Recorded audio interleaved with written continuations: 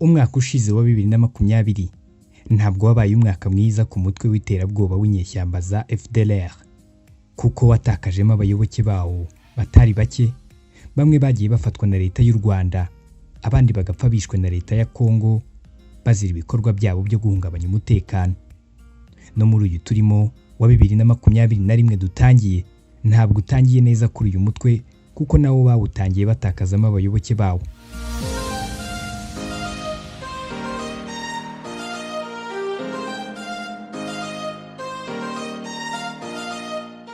Tariki ya 24 Mutarama 2021 nibwo hamenyekanye inkuru y'uko Colonel Rutiganda Jean Damascene wakoreshaga amazina ya George Mazizi mu mashyamba ya Repubulika Iharanira Demokarasi ya Kongo, aho yabarizwaga mu mutwe w'inyeshyamba wa FDLR, yishwe n'uburwayi aguye mu gace ka Bwito muri Kivu y'Amajyaruguru.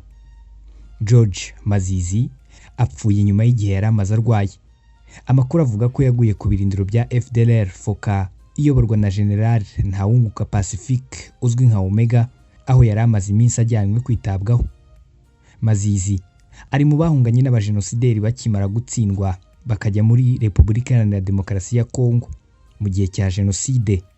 Yari Burugumesitiri wa komini Murama muri Perefegitura ya Gitarama. Ubu igice cyayo kimwe kiri mu karere ka Nyanza mu gihe ikindi kiri mu Karuhango. George Mazizi ari mu batije umurindi bakanayobora jenoside muri komini Murama, ndetse amaze guhungira muri Repubulika Iharanira Demokarasi ya Kongo yinjiye mu bayobozi b'umutwe wa FDLR uhuriyemo abajenosideri. Yari intagondwa yo muri Hutu Power mu ishyaka rya MRND. Niwe wayoboye jenoside mu bice bitandukanye harimo Gitwe, mu Nkomero hiciwe abatutsi benshi biganjemo abo mu itorero ry'Abadivantiste. Uyu Colonel Rutikanga kandi yakoraga cyane mu icengezamatwara ry'ingengabitekerezo ya FDLR ariyo yo kumara abatutsi. Akaba yarazwi nka Donati Gapyisi ku rubuga rwa Facebook, aho akwirakwiza ubutumwa bw'urwango ndetse no guhakana jenoside yakorewe abatutsi.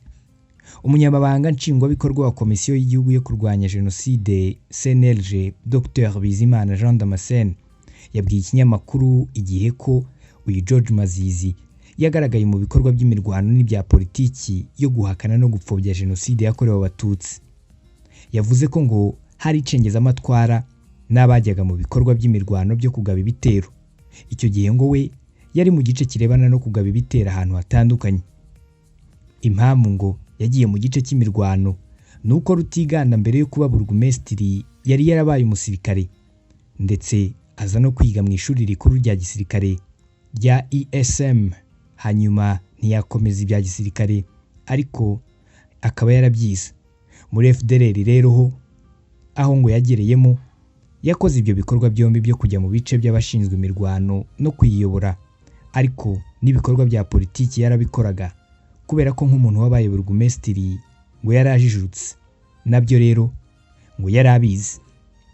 Uyu George Mazizi mbere ya jenoside yakoranaga bya hafi na Rutaganda George wari Vice Perezida wa mbere w'interahamwe ku rwego rw'igihugu. Uyu avuka kuri Mpamo Esdras ukomoka muri komini Masango yari yegeranye na komini Murama. Ubu byombi bikaba byarabaye akarere ka Ruhango. Bivugwa ko kandi Rutaganda ngo yafashaga Mazizi kubona intwaro no kuzintera hamwe kugira ngo zikore jenoside zinica abantu b'inzirakarengane. Rutaganda wari warakatiwe igifungo cya burundu n'urukiko mpuzamahanga rwa Arusha yaje kugwa muri gereza muri Mali ahitanywe na sida.